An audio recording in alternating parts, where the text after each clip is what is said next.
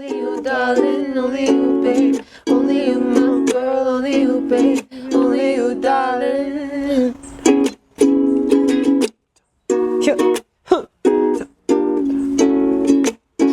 Nobody knows what a shutter speed is. We're not nerds. I know what a shutter. No. This is a very special episode because I am joined by my wonderful cousin, JJ. Hi everybody, my name is JJ. I'm 18 years old. I'm a content creator.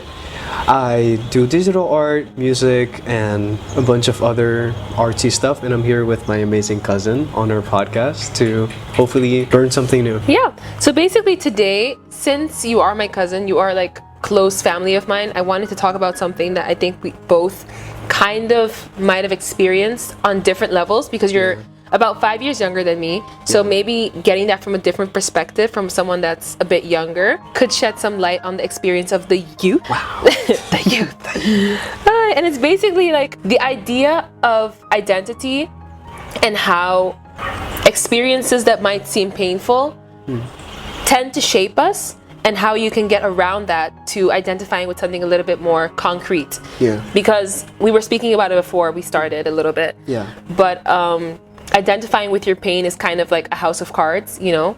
We realize that when you decide that whatever you're going through is now becoming a part of who you are, whenever you're not going through that anymore, then you kind of lose your identity. So what is your perspective on that? Well, to me, I very strongly agree with the statement. For a good portion of my life, that's what I kind of lived on, where I was like, yeah, no, this happened to me, so this is who I am. The concept of kind of tying your identity to your trauma is such a weak foundation to have, in my opinion. For me, kind of recognizing it was the hardest thing ever, because you feel like a champion practically, like a gladiator, being like, I'm on top, I've surpassed it all, yada yada. But the interesting part about that is the moment you're kind of confronted with something that is a bit out of the norm or a bit different from the trauma you've experienced, it completely knocks you off your balance. And for me, I've had so many moments like that where I've been thrown completely off balance. Yeah. Where kind of picking up the pieces, or rather trying to rebuild the house cards again, was such a difficult thing to do. Yeah. But what do you feel is the best way to kind of go about recognizing it, I guess? I was watching a video, I don't even remember who it was by or what exactly the main concept was, but at some point the person mentioned that they were experiencing a painful experience, and as long as that was their narrative, they could create, they could write, they could paint, but as soon as that pain left, there was no more creative juice. And I had that same thing back in 2018 is around the time that I fell in love and met my husband. So I wasn't as sad as I was before that.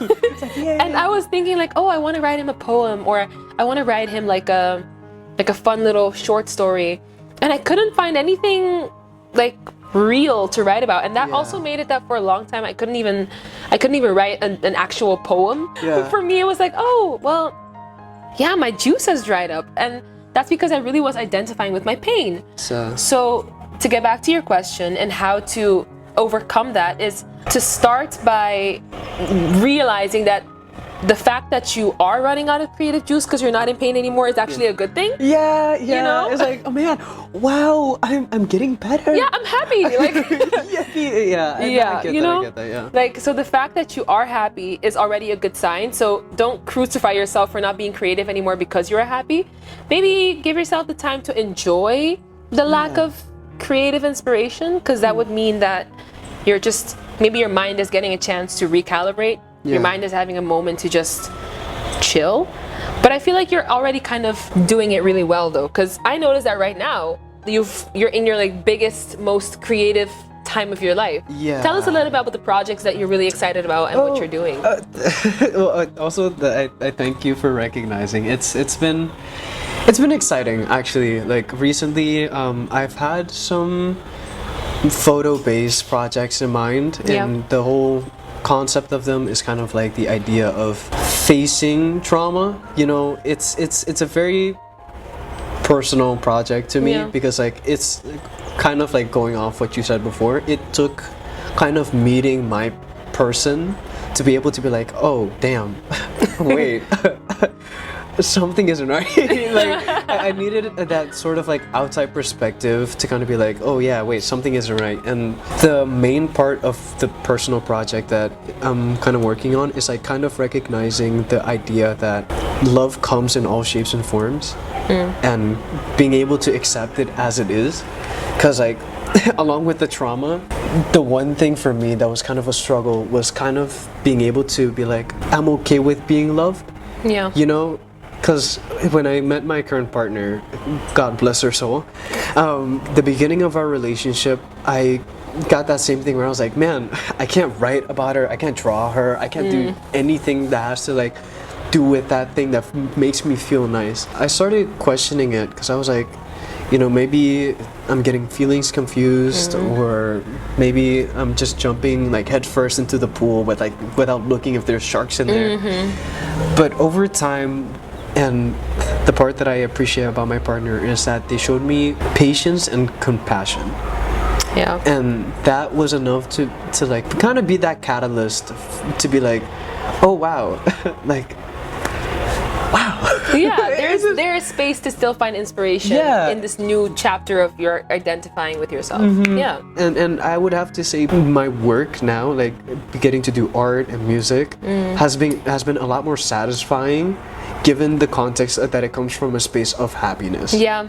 Yeah. So it's like it's a lot more freeing. Yeah, I agree. And that's something I really admire about you, because I am still at a place where I'm not really sure what that thing will be for me. You know, like I want to create out of a place of happiness, but I still don't know what exactly I want to create. So I'm just happy without a purpose. Oh, in my ear.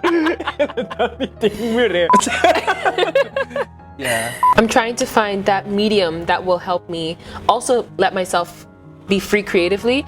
And before we started filming the podcast, we were singing and doing a little bit of a duet. Yeah, no, that was I'm going to fun, be that was sharing fun. that on Instagram soon as well. Yeah. And doing that, honestly, was already starting to bring back a part of like just letting loose and being fun, because your way of creating is so like free flowing, and you just made your little sounds and it was just so nice. I really, really like that. And it's I think it's important for that reason to keep surrounding yourself.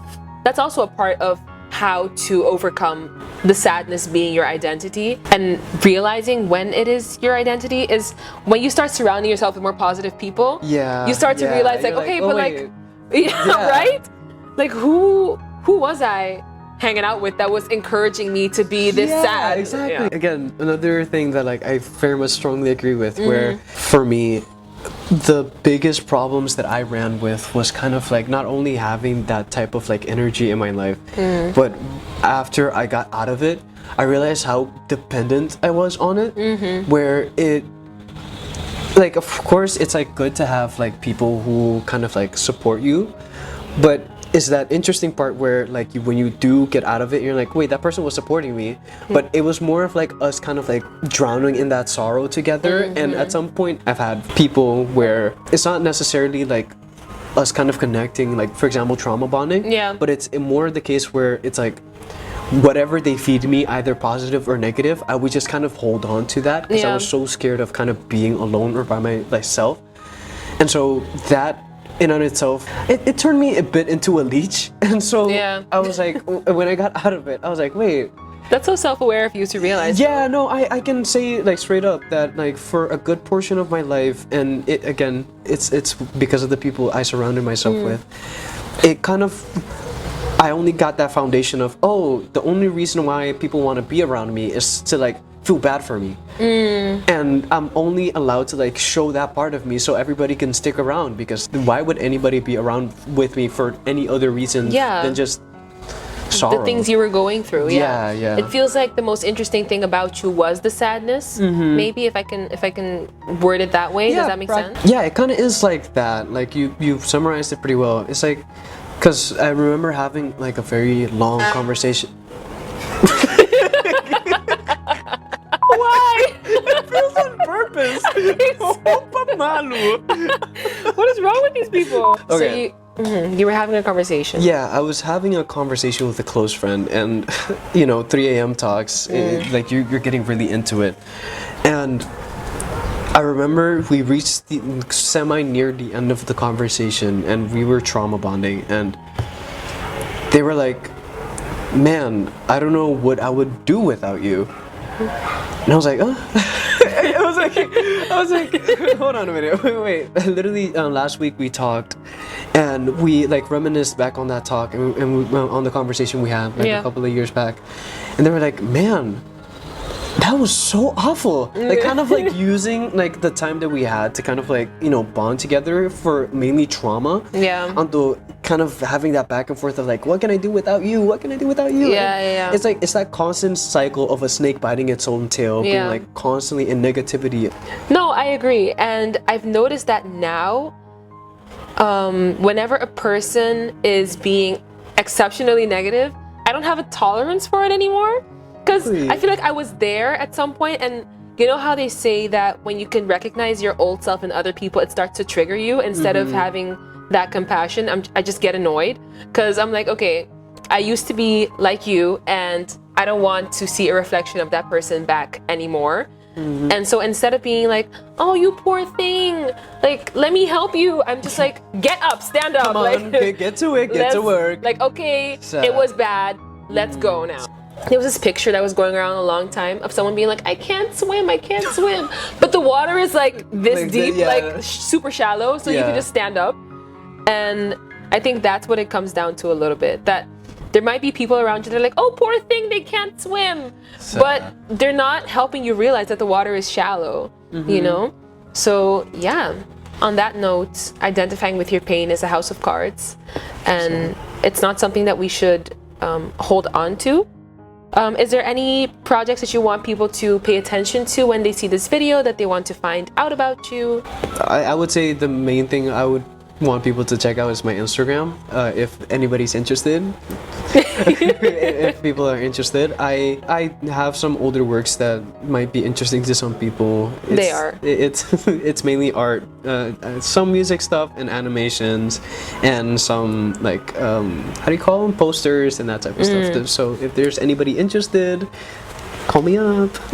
Check my Instagram, and Wonderful. I think that concludes our little conversation. Thank you for being here. Of course, happy to be here. I can't wait for him to be on here next time, and then we'll have new updates on great projects and great conversations coming up. But this was the Alchemize Podcast for today, and I hope you guys have a wonderful evening. Goodbye, my Dushis. Bye. Well. Just kidding. Was it recording the whole time? The course ko no sa record deleted automatically. Automatically deleted. Pero balanta, ila delete.